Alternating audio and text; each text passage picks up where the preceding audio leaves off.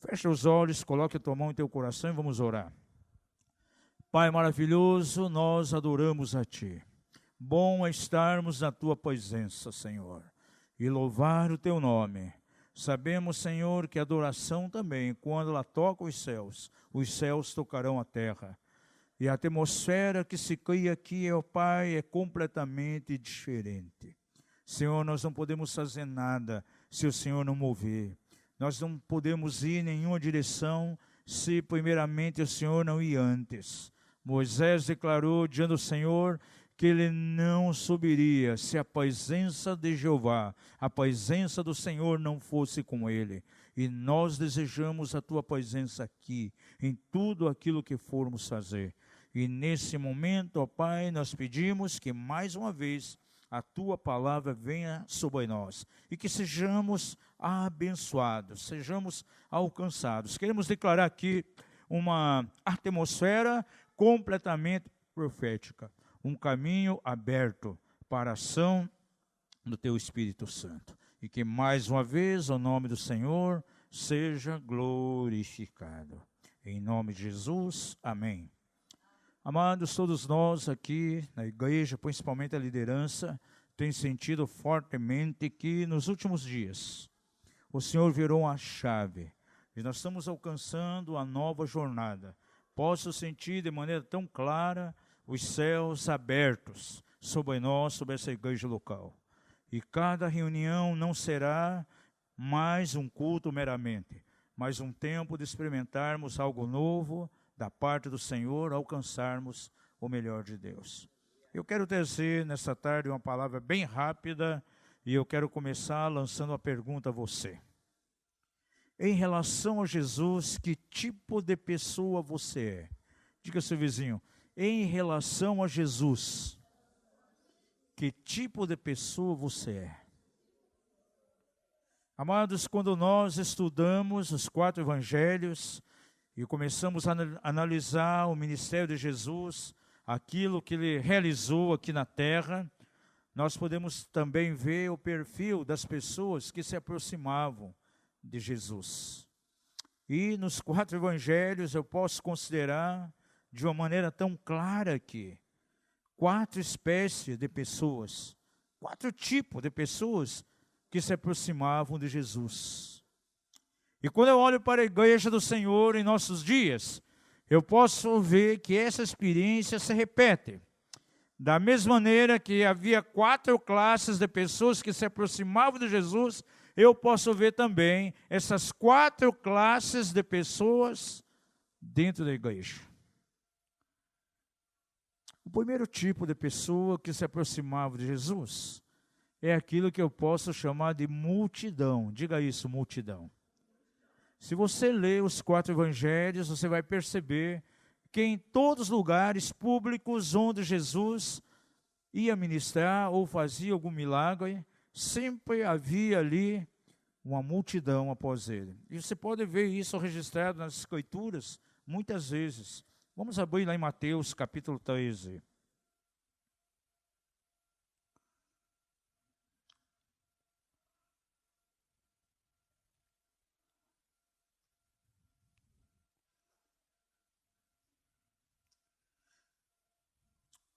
E veja comigo aí, verso 1 e 2. No mesmo dia, tendo Jesus saído de casa, sentou-se à beira do mar. E reuniram-se a ele grandes multidões. Diga isso, grandes multidões. De modo que entrou num barco e se sentou, e todo o povo estava em pé na praia. Você pode ver aqui nas Escrituras, muitas vezes, Jesus publicamente trazendo seus ensinos ou operando um milagre de maneira pública. Era comum a multidão estar próximo dele. Só que essa multidão, ela via os milagres, ela ouvia os ensinos de Jesus e simplesmente virava as costas e ia embora. E as suas vidas continuavam a mesma. No dia seguinte, se ouvia algo pela manhã, ele ia embora e à tarde ele já entrava numa normalidade de vida. Nada acontecia com eles. Era simplesmente uma multidão. É interessante que quando você vai ler lá em João 6, Jesus, de certo modo, até repreendeu alguns dessa multidão, quando declarou: olha, vocês vêm a mim, se aproximam de mim, por causa da multiplicação de pães que está acontecendo. Se aproximavam de Jesus no sentido de receber alguma coisa, porque havia multiplicação de pães, peixes, então eles estavam com Jesus. Eles iam ali, se alimentavam, saciavam, viravam as costas e iam embora. Abra sua Bíblia em João, capítulo 6. Nós vamos ver aqui nos evangelhos estes 4 tipos de pessoas. Verso 1 e 2 assim: depois disso partiu Jesus para o outro lado do mar da Galileia, e também chamado de Tiberíades, e seguia uma grande multidão, porque via o quê? Os sinais que operava sobre os enfermos. Amados, nós vamos trazer isso para o contexto de igreja. Há segmentos evangélicos que trabalham muitas vezes com campanhas de cura divina. Quantos já foram em campanha de cura divina? Há muitos anos atrás a gente trabalhava muito com campanhas. Então tinha lá campanha das portas abertas, campanhas, diversos tipos de campanhas a gente fazia. E vinha muita gente para receber cura, querendo receber algo da parte do Senhor, e aconteciam os sinais. Só que essas pessoas iam embora e a gente nunca mais via essas pessoas. Rompendo cadeias, até o nome do nosso programa Evangelho tinha lá, campanha rompendo cadeias, né? 5, 7 quintas-feiras, 6 sextas-feiras, coisas assim. E tem igreja que trabalha com isso até hoje, amados. Você pode ver que vai muita gente, mas para receber alguma coisa, a resolução de um problema, de repente perdeu um emprego, e ele quer um trabalho novo, ou ele precisa de uma cura no seu corpo, ele vai ali, faz uma campanha, 5 sextas-feiras, 5 quartas-feiras, pronto, terminou com a campanha, vai embora, nunca mais aparece. Você sabia que com Jesus acontecia isso também? Agora você veja que nesse mesmo capítulo, ele chega a repreender as pessoas, diz assim, veja o verso 26, em verdade vos digo, que me buscais, não porque vocês viram sinais, mas porque comestes do pão e vos saciastes. Veja só. Procuravam a Jesus pelo pão que perece. Este é caracterizado, esse povo é chamado de multidão. Diga ao seu vizinho, a multidão seguindo a Jesus em nossos dias. Você vê nas campanhas de evangelismo, igrejas que trabalham com campanhas. Isso aconteceu nos dias de Jesus. Lucas registra um fato bem interessante. Jesus estava pregando num determinado lugar e diz que chegou de longe, nem se aproximou dele. Chegou de longe 10 leprosos. E todos eles foram curados pelo Senhor. Os 10 viraram as costas e foram embora lá para o seu lugar. E a Bíblia registra lá então que somente um voltou para glorificar o Senhor. E os outros 9? Foram lá para seus afazeres, para suas experiências, nunca mais tiveram contato com Jesus. Amados, isso pode acontecer na igreja em nossos dias. Algumas pessoas que podem buscar a Jesus pelo pão que perece. Vão buscar Ele por uma necessidade. Essa necessidade é suprida, recebe uma cura, uma porta de trabalho abre, ele vira as costas e nunca mais tem uma experiência com Jesus em profundidade. A isso eu chamo de multidão. Havia nos dias de Jesus e acontece também em nossos dias. Diga ao seu vizinho, você não pode ser multidão. Gente, entenda que Deus quer fazer algo tremendo na tua vida. Nós somos chamados para uma profundidade em Deus. Multidão, ela pode ver sinais, pode ver tantas coisas. O salmista diz assim, o povo de Israel viu os sinais de Deus. Porém, Moisés conheceu o próprio Deus. Nós não podemos ficar rindo simplesmente de sinais. Queira o Senhor que opere esses sinais.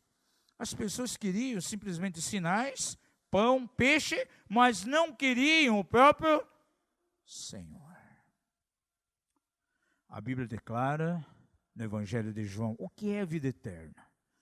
Pergunta ao seu vizinho, você sabe o que é a vida eterna? Será que é simplesmente uma passagem dessa vida bios para uma eternidade onde nós nunca mais morreremos? Não. Se você observar, capítulo 17 de João, no verso 3, o próprio Senhor Jesus define a vida eterna da seguinte maneira: e a vida eterna é esta, que te conheçam a ti, por único Deus verdadeiro, e a Jesus, a quem foi enviado pelo Pai. Diga ao seu vizinho, você precisa conhecer Jesus. Isso é a vida eterna. Gente, multidão não conhece Jesus. Multidão conhece aquilo que Jesus faz. Conhece as suas obras. Conhece os milagres. Conhece a multiplicação de pães. Conhece as transformações de água em vinho e não passa disso. Não tem uma intimidade. Agora, existia um outro povo também que seguia a Jesus naqueles dias. Havia também os fariseus, que eram os religiosos da época, que também seguiam Jesus. E eles tinham um propósito, um coração bem definido de seguir Jesus. Qual? Criticar e julgar. Até mesmo milagres que Jesus fazia, eles se levantavam já criticando ou julgando. E essa classe de pessoas estão na igreja hoje também. Vamos ver algumas passagens aqui, Mateus 12. Aqui acontece algo tão extraordinário através do ministério de Jesus. Ele estava diante do endemoniado, com a força descomunal. O texto diz, então, que Jesus estava, então, em determinado lugar, Mateus capítulo 12, e trouxeram a ele um endemoniado, cego e mudo, verso 22. E Jesus o curou, de modo que o mudo começou a falar e ouvir. E toda a multidão ficou maravilhada e dizia, porventura esse é o filho de Davi? E de repente se levanta os fariseus. Quem é esse não expulsa os demônios, senão por Beelzebul, príncipe dos demônios? E Jesus, conhecendo os seus pensamentos, disse-lhe, todo o reino dividido contra o mesmo devastado, e toda cidade ou casa dividida contra si mesmo, não subsistirá. E começa ali algo muito polêmico, porque eles começam a questionar a autoridade de Jesus. E todas as vezes que Jesus operava um sinal, um milagre, expulsava o demônio, operava a libertação, os fariseus de imediato levantavam, confrontando a Jesus. E sempre procurando analisar e criticar. Certa vez, uma mulher foi pega em adultério e foi trazida diante de Jesus. E os fariseus estavam ali para atacar, para acusar. Ah, mestre, a lei de Moisés diz isso. Essa mulher tem que ser apedrejada. E você, o que diz? A Bíblia diz que ele estava ali, escrevendo na terra, na areia. Simplesmente Jesus olha e pergunta àquela mulher, algum desses homens te condenou? Não, Senhor, ninguém me condenou. Vá e não peques mais. Veja que Jesus, ele usou ali uma postura tão equilibrada. Ele não foi nem um legalista, nem um permissivo. Ele diz, alguém te condenou? Não. Vá e não peques mais. Ao mesmo tempo que ele, de maneira equilibrada, não foi um permissivo, também não deu nenhuma abertura para ela continuar pecando. Jesus, ele tem um modo tão equilibrado de agir conosco. Os saduceus, naquela época, eles eram completamente permissivos. E os fariseus, altamente condenadores de tudo. E Jesus, naquele momento, não deu nenhum de fariseu, nem de saduceu. O nosso julgamento tem que ser no mesmo parâmetro do julgamento de Jesus. Você não pode ser nem permissivo e nem alguém que vai ficar condenando. Agora, os fariseus, eles condenavam o tempo todo. Ah, Senhor, na lei de Moisés está escrito isso. E quantas vezes os religiosos, da mesma maneira que seguiam Jesus, eles estão aonde? Estão no meio da igreja também. Diga ao seu vizinho, há muitos religiosos dentro da igreja hoje. Em Lucas 6, vamos abrir rapidamente, Evangelho de Lucas, capítulo 6.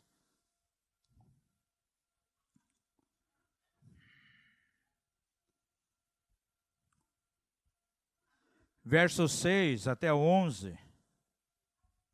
Jesus curou um homem que tinha a mão atrofiada. E houve o maior julgamento por parte dos fariseus, porque Jesus o curou num dia de sábado. Então, para o religioso da época, o guardar o sábado, observar a lei de Moisés, era mais importante do que manifestar o amor que está no coração para curar um enfermo. Veja o que diz a Escritura aqui. Ainda em outro sábado, entrou na sinagoga e pôs-se a ensinar. E estava ali um homem que tinha a mão direita atrofiada. E os escribas e os fariseus observavam para ver se curaria num dia de sábado. Para acharem nele o quê? Acusar. Mas ele, conhecendo os pensamentos, disse ao homem que tinha a mão atrofiada: levanta-te e fica em pé aqui no meio. E ele, levantando-se, ficou em pé. Disse então Jesus: eu vos pergunto, é lícito no sábado fazer bem ou fazer mal? Salvar a vida ou tirá-la? E olhando para todos em redor, disse ao homem: estende a tua mão. Ele assim o fez, e a mão lhe foi restabelecida. Mas eles se encheram de furor, uns contra e uns com os outros, conferenciavam sobre o que fariam a Jesus. Interessante que no Evangelho de Lucas nós vemos muitas vezes Jesus curando exatamente no dia de sábado. E isso era uma guerra terrível diante dos religiosos, diante dos fariseus, amados. Para eles era mais importante o legalismo, a observação da lei, do que ir na direção do necessitado. E muitas vezes, em meio à igreja do Senhor, há tantos religiosos. E os religiosos ficam mais questionando. Puxa, essa igreja lá veio assim. E lá na igreja que eu estava não era assim. Por que eles fazem assim? Por que a Rei das Nações dá ceia para criança? Isso é antibíblico. Por que agem assim? Por que agem assado? Por que eles vêm dessa maneira? Diga ao seu vizinho, a religião traz pesos de condenação. Veja, Jesus, a Bíblia registra de maneira tão clara, lá em Lucas 13, ele estava dentro da sinagoga. E aquela sinagoga estava cheia de fariseus, assistindo o que Jesus falava. Estava ali uma mulher encurvada há 18 anos. E era um dia de sábado. Jesus, cheio de compaixão, se aproxima daquela mulher.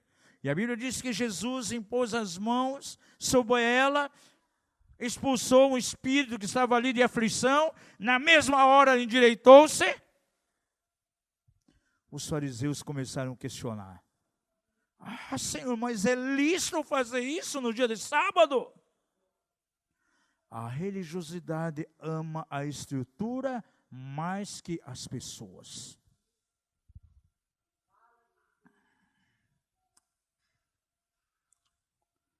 Os discípulos estavam num momento de fome, estavam ministrando, e na beira do caminho encontram a plantação. Eles entram na plantação, começam a colher espigas para matar a fome. E os fariseus já de imediato, é lícito colher espigas no dia de sábado? E veja que Jesus censurou aqueles religiosos na hora. Vocês não lembram de Davi, no momento que teve fome? Entrou aonde? No próprio templo do Senhor e comeu os pães da proposição que não poderia ser comido.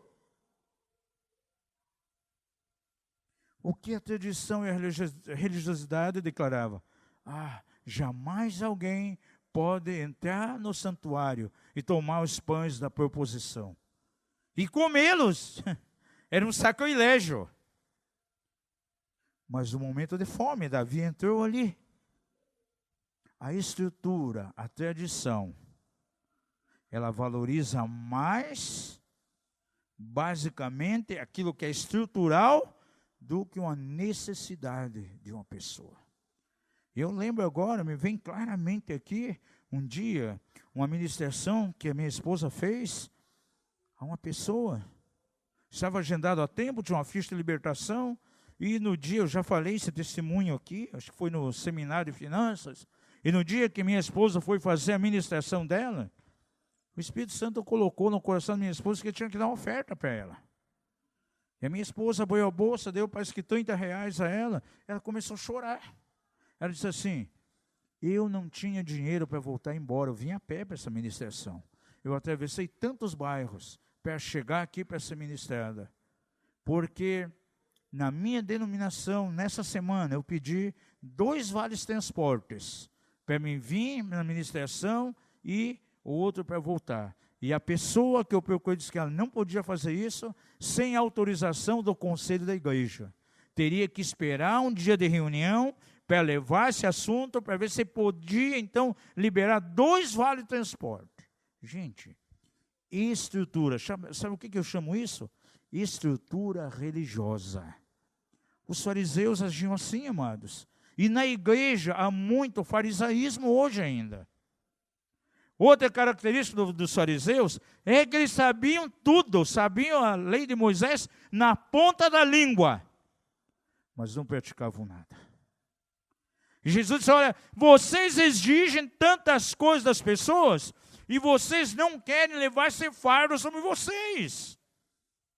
E o religioso, quando está dentro da igreja, amados, é o tipo de pessoa que conhece a Bíblia de capa a capa, mas ele não pratica nada. Diz seu vizinho, não adianta você conhecer. Amados, porque o conhecimento incha e o amor edifica. Eu tenho visto algumas pessoas que se jogam para a guerra espiritual e dizem, para um libertador, um guerreiro ser eficaz, ele tem que saber o nome de tudo que é tipo de demônio, ele tem que saber como esse demônio atua, e quando ele vai orar por alguém demoniado, se ele não falar o demônio, o nome certo do demônio, o demônio não vai embora e continua na pessoa. Gente, ele não move através do amor de Jesus. O mover dele é de acordo com o conhecimento dele. Aí você vê uma pessoa que ama Jesus, ama aquele que está cativo, que está debaixo da atadura.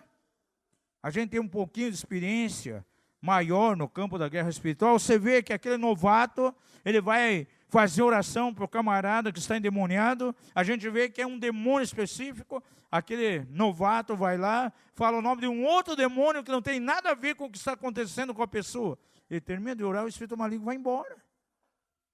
Porque o amor que está no coração dele outorga a ele uma autoridade, gente. O religioso não, tem que ser específico, senão não vai embora. Agora chega alguém que é movido pelo amor de Deus, que está liberto da religiosidade, está liberto do farisaísmo, dá uma palavra de ordem e aquela força maligna vai embora. E a pessoa é liberta.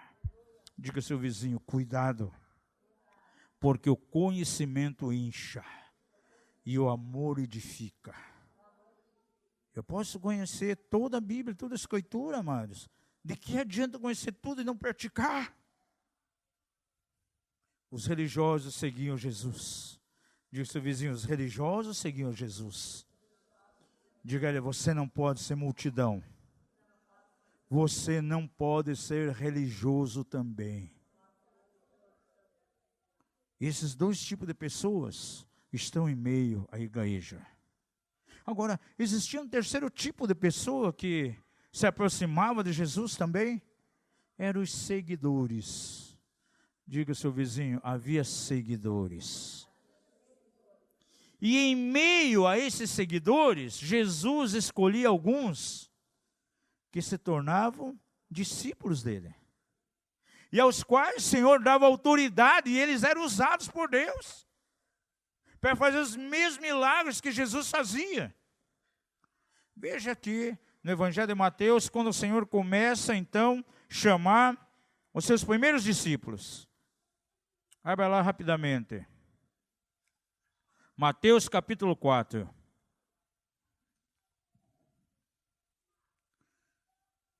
Da onde o Senhor tirou os seus discípulos? Do meio de seguidores.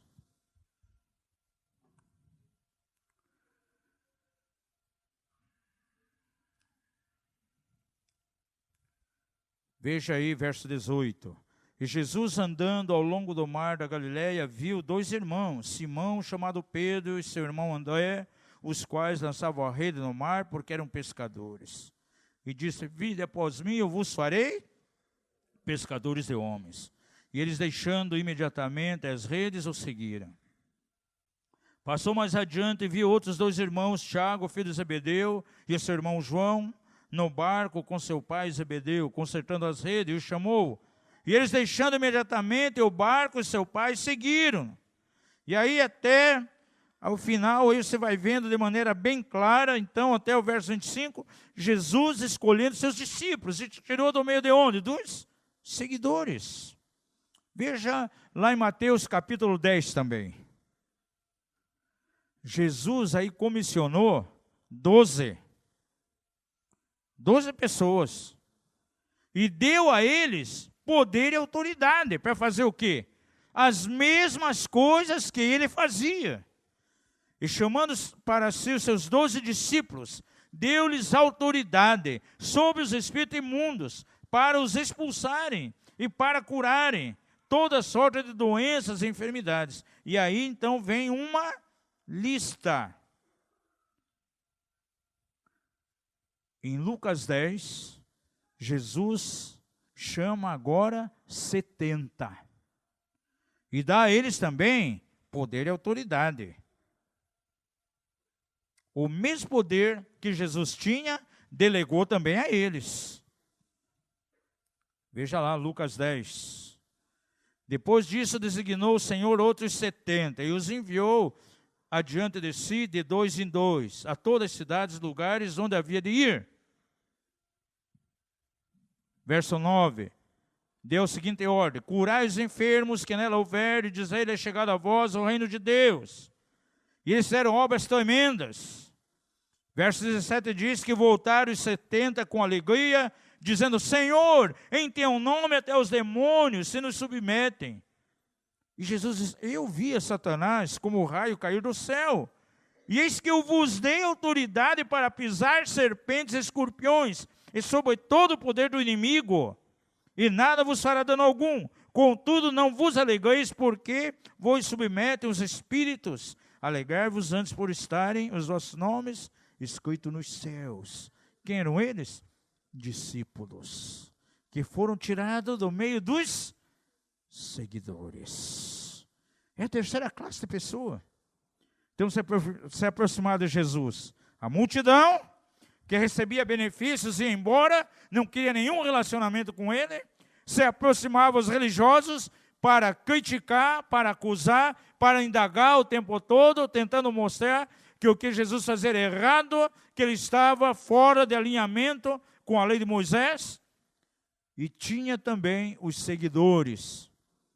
Caminhavam até de maneira piedosa com Jesus. E em meio a esses seguidores, ele escolhia alguns discípulos mais perto dele. E dava a ele poder a esses discípulos. E eles saíam fazendo as mesmas obras que Jesus. Mas será que nós temos na igreja esse tipo de pessoa? A igreja está cheia de discípulos. Aqui nós temos discípulos aqui. São pessoas que conhecem o poder de Deus. São pessoas que operam sinais. Libertam, cura, confrontam demônios. mas simplesmente elas param aí, não vão mais além. E é um quarto tipo de pessoa, que é uma classe muito rara, difícil de encontrar na igreja. E estudando os 4 evangelhos, eu achei só um exemplar do quarto tipo de pessoa. Sabe quem são? São os íntimos de Jesus. Só encontrei João. E me chama a atenção algumas experiências de Jesus com João. Tem pessoas que lê o Evangelho de João e pode atribuir que Jesus fazia acepção de pessoas. Porque em 2 ocasiões diz que João era o discípulo a quem Jesus amava. Veja isso aqui, vamos abrir no Evangelho de João rapidamente. Veja no capítulo 13. Quem lê fora da revelação a palavra do Senhor, ele vai achar, Jesus elegeu, Jesus escolheu João como seu preferido. Jesus tinha preferência entre os discípulos. Porque a Bíblia diz aqui, veja o verso 23. Ora, achava-se, isso aqui foi exatamente no dia da ceia. Ora, achava-se reclinado sobre o peito de Jesus um de seus discípulos. Ele tinha muitos. Além dos os outros 11 que estavam ali, tinha mais discípulos. Mas diz aqui que um de seus discípulos, aquele a quem Jesus amava. João 19, 26.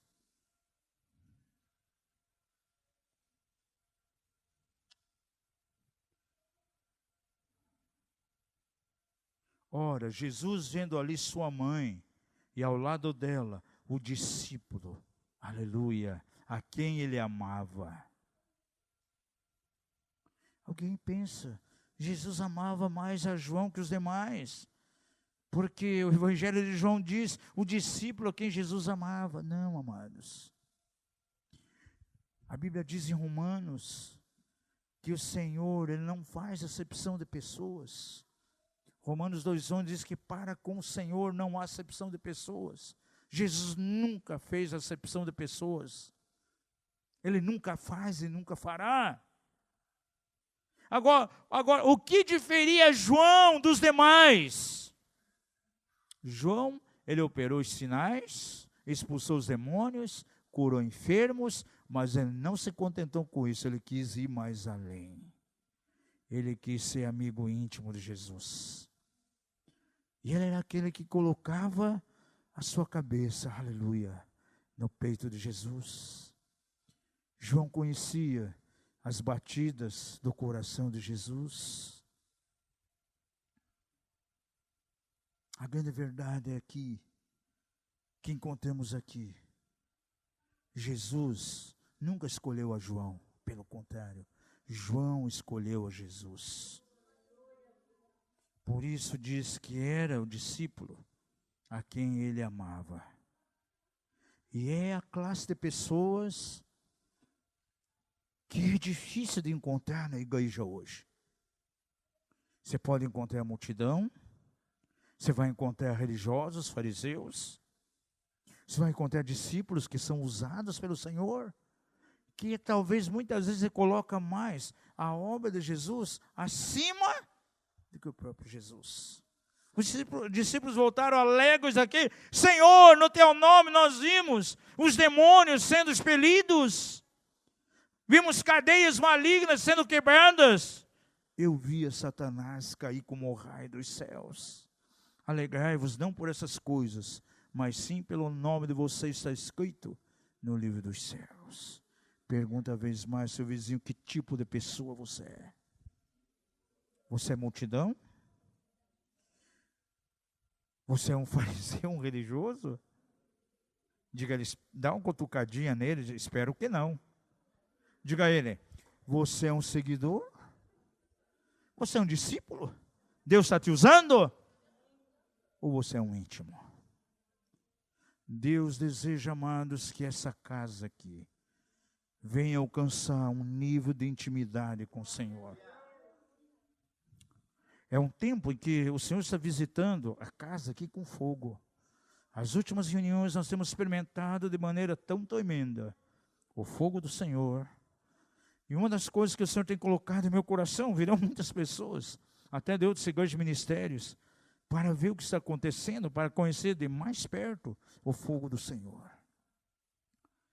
O fogo, ele nos anima, ele nos impulsiona para frente, ele traz poder, mas também ele queima a escória que está em nós. O fogo que está vindo sobre essa casa, me vem o Espírito aqui, o fogo que está vindo sobre a IRN aqui, é um fogo que virá para queimar toda a escória. Para o Senhor levantar uma comunidade, uma igreja, que na verdade seja íntima do Senhor. Vidas que conhecerão a batida do coração de Deus. Deus quer gerar um nível de pureza na tua vida, um nível de santidade. Deus quer eliminar toda a escória. O fogo está vindo, ele vai queimar aquilo que é madeira, aquilo que é palha, aquilo que é feno. E somente aquilo que é ouro, prata preciosa, vai permanecer. Isso vai ser refinado. E o Senhor quer levar você a um nível profundo de intimidade com Ele, ao ponto de você sentir o bater do coração de Jesus. São dias que o Senhor está levantando uma geração de íntimos, que conhecerão o seu coração. Deus não faz acepção de pessoas de maneira nenhuma. Romanos 2:11 diz isso. Mas o Senhor pode fazer muitas acepções de atitudes. As minhas atitudes é que determinarão até onde eu vou chegar.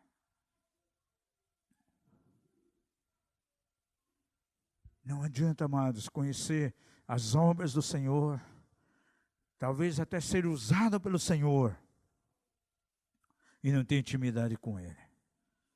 Não conhecer o seu coração. Tiago, de maneira tão sábia, ele declara o seguinte, no capítulo 4, verso 8, abre a sua Bíblia. Achegai-vos a mim, e eu me chegarei a vós. Sabe como eu posso me tornar íntimo do Senhor? Conhecer o seu coração? É através da minha aproximação na direção dEle. E o Senhor só vem na minha direção, amado, se eu for na direção dEle. Se eu me proponho no meu coração dar 10 passos na direção do Senhor, no sentido de conhecê-lo mais, de maneira profunda, e ter intimidade com Ele, Ele vai dar 10 passos na minha direção. Se eu dou 2 passos, Ele dará 2. Se eu dou 50 passos, Ele dará 50 na minha direção. Se eu correr na direção dEle, Ele vai correr na minha direção. O Senhor está quebrando nesses dias, amados, toda a estrutura religiosa. Eu falei aqui, em uma das reuniões anteriores, que quando Deus começa a mover de tal maneira, Deus começa a operar, se eu ajo de maneira religiosa, se eu quero patentear, se mover, diga ao seu vizinho, você não pode patentear o mover de Deus, achando que é teu, ou achando que é só da igreja. Se eu patenteio esse mover de Deus, automaticamente eu crio uma estrutura religiosa. E o mesmo Deus que está movendo aqui, ele pula essas muralhas e vai abençoar um outro povo que está com o coração aberto, que não quer se comprometer com religiosidade. E o fogo de Deus está vindo de maneira bem clara em nossa direção, para queimar barreiras, para queimar amarras, para que eu possa ser livre e ter um coração que vai alcançar um nível tão grande de intimidade com o Senhor. Aí eu deixarei de ser multidão, eu não serei religioso, eu não vou me contentar simplesmente em ser um discípulo usado pelo Senhor, não, eu vou querer algo mais, eu vou querer ir além. Senhor, eu quero conhecer o teu coração, eu quero intimidade contigo. Me vem algo ao Espírito aqui. O Senhor vai visitar essa congregação aqui. E de uma maneira bem diferente. Muitos de vocês têm um sono pesado. Vocês deitam 10 horas, 11 horas da noite. Só vão acordar no outro dia 7 horas. Vocês dormem bem, dormem o sono dos justos. Mas o Espírito Santo está falando algo comigo aqui. Vai começar a acontecer algo. Muitos de vocês vão começar a ser acordados pela madrugada. E com alguns já começou a acontecer. E quando isso acontecer, não comece a murmurar, não repreenda demônio, não repreenda diabo nenhum, porque o Senhor está te acordando para você entrar em adoração.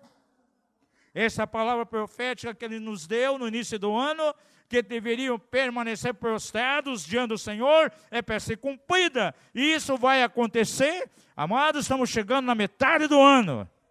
Talvez os primeiros 6 meses não praticamos isso como o Senhor queria. Mas o Espírito Santo vai começar a acordar muitos aqui. De madrugada. Não tente dormir de volta. Não vá tomar uma pastilhinha para dormir. Não. Levanta e vai adorar. Vai adorar. É nesse momento que você vai conhecer, aleluia, as recâmaras do Senhor. Ele vai te levar para um lugar de intimidade. Ele vai levar você para a sua recâmara. E você vai ter revelação. E depois de adorar 1 hora e meia, vai vir um sono tão grande em você. Você vai deitar novamente e vai dormir o sono dos justos. Aleluia. Olha, está feliz aí. Porque tem o sobrenome justo, né? Estão comigo 2 vezes. Você vai dormir o sono dos justos. Aleluia. Vai talvez até passar um pouquinho da hora dos dias anteriores costumeiros. E vai ser um sono reparador. 2 horas de sono que você tiver, valerão como 6 horas. Porque nessas 2 horas virá a força do Senhor, a unção de Deus sobre a tua vida. É tempo de intimidade com o Senhor. Eu quero desafiar você nessa noite em nome de Jesus. A pedir que o fogo de Deus venha sobre a tua vida. Com a finalidade de queimar toda a escória. Senhor, queima da minha vida tudo aquilo que é madeira, tudo aquilo que é feno, tudo aquilo que é palha. E que na minha vida, aleluia, seja purificado aquilo que tem valor. Que o ouro, a prata, as pedras preciosas, sejam na verdade a essência da minha vida espiritual, que isso seja queimado pelo teu fogo. Já declara lá o profeta Malaquias, eis que aquele dia vem, ardendo como fogo, e ele queimará, aleluia, tudo aquilo que ofusca a glória de Deus. Ele virá, diz o Senhor ali em Malaquias, e purificará os filhos de Levi. Aí você pensa, esse é o grande fogo que virá no dia da vinda do Senhor. Não, esse fogo já está vindo. E a vinda do Senhor na minha vida tem que ser todos os dias. Não vamos esperar simplesmente de maneira escatológica, um dia o Senhor vem nos ares. Não, Senhor, vem sobre a minha vida no dia de hoje. Vem como fogo. Aleluia, me purificando. Eu vou convidar você para ficar em pé, em nome de Jesus. Vou pedir ao Jonas que venha para ministrar algo aqui diante do Senhor. O Espírito do Senhor tem falado ao meu coração. Todos os filhos de Deus, membros dessa casa, eles têm que ser tocados pelo fogo de Deus. Não vai ficar ninguém aqui que não tenha experimentado de maneira profunda o batismo com o fogo do Espírito Santo de Deus. Deus quer selar você, em nome de Jesus. É um tempo de renovação aqui nessa casa, é um tempo de batismo com fogo, é um tempo realmente de você experimentar o fogo da glória de Deus. É um tempo de queimar as escórias. É um tempo que o Senhor quer te aproximar de maneira profunda a Ele. Não simplesmente para você ver aquilo que é miraculoso, não somente para você ver sinais, mas acima de tudo para um tempo de intimidade com Ele. O Senhor deseja que você conheça as batidas do coração dEle. João colocava a sua cabeça no peito de Jesus. E ele sabia o que estava no coração de Jesus. É tempo de intimidade na casa do Senhor. Os segredos do Senhor, diz a palavra, são para aqueles que o temem e a esses o Senhor ensinará os seus caminhos. É intimidade. Vamos adorar por uns 2 minutinhos. E aqueles que não foram batizados com o Espírito Santo, venham à frente aqui. Talvez quase toda a reunião vamos fazer isso, até que todos sejam batizados em nome de Jesus. E a grande evidência do batismo com o Espírito Santo é uma linguagem nova, é a linguagem do Espírito. Em Atos 2, o Espírito Santo veio como fogo e apareceu na boca de cada um línguas como fagulhas de fogo. É uma semente profética de um grande derramamento do fogo de Deus nos últimos dias, sobre toda a igreja, sobre toda a carne. Aleluia. E o Espírito Santo, amados, gera uma fome nos corações por intimidade com o Senhor. Enquanto adoramos, aqueles que não foram batizados no Espírito, venham à frente aqui. Uma das funções do ministério apostólico é ministrar o batismo com o Espírito Santo. Você nunca orou numa língua espiritual, então você não foi batizado, porque a evidência do Espírito Santo, o batismo, é a oração em línguas, numa linguagem nova, numa linguagem espiritual. E você vai renovar pessoas hoje aqui também. Ora basacata ramassai, rabacharabacande recaçarababa. Deus quer fazer de você um íntimo dele. Quando o Espírito do Senhor vem, as cadeias da religiosidade começam a ser quebradas. Nós vamos deixando de ser multidão. Não seremos simplesmente discípulos, não. Seremos levados à intimidade, ser íntimo do Senhor.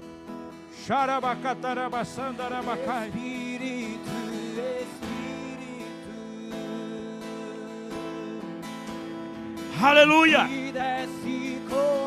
Vem, se você quer uma vida de intimidade com o Senhor, vem à frente.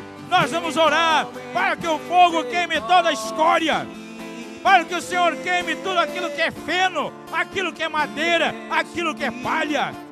Hoje cai por terra as máscaras da cera da religião. Hoje a cera da religiosidade é quebrado, e sobre você, aleluia, vem o fogo do Senhor.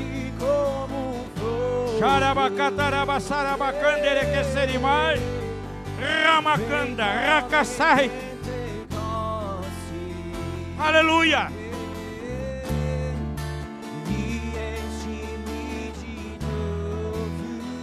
Oh, aleluia. Vem, vem, vem como fogo. Vem como fogo. Aleluia. Que desce como fogo. Vem, vem, vem, vem, vem, vem, vem, vem, vem, vem como fogo. Aleluia. E enche-me de novo. Espírito Santo, Espírito, Espírito. Aleluia. Que desce como Cheira barabassarabacandere que seribaba.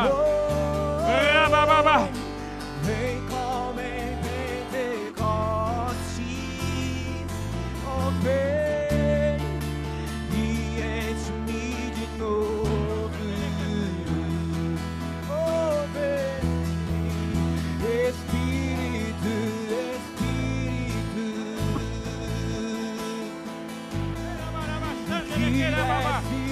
Ramababa. Vem, vem, vem, vem, vem. Oh, vem como em Pentecoste. Oh, Oh, vem e enche-me, enche-me, enche-nos, enche-nos, Espírito, Espírito. Oh, que desce como fogo. Vem como em Pentecoste. aleluia. E enche-me de novo. Aleluia. Aleluia. Sim, vem, vem, vem, vem. Aleluia. Shakarabasandarabacatarabassai. Abre a tua boca. Quem está sendo aqui ministrado, perceba, está no Espírito. Abre a boca e libera aquilo que o Senhor está colocando nos teus lábios. Vai abrindo a tua boca. Xarabacanda ramassai. Rabacata ramabá.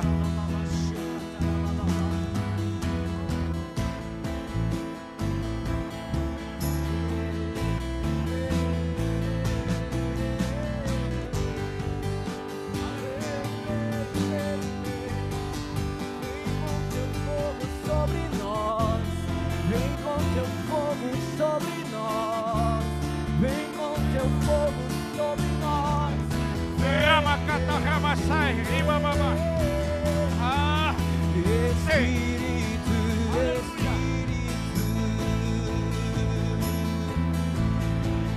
que desce como vem, vem, vem, vem, vem como fogo.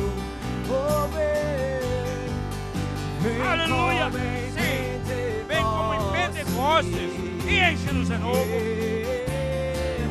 E enche-me de novo, Espírito Santo. Aleluia. Espírito Xarabacandarabasarabacatarama.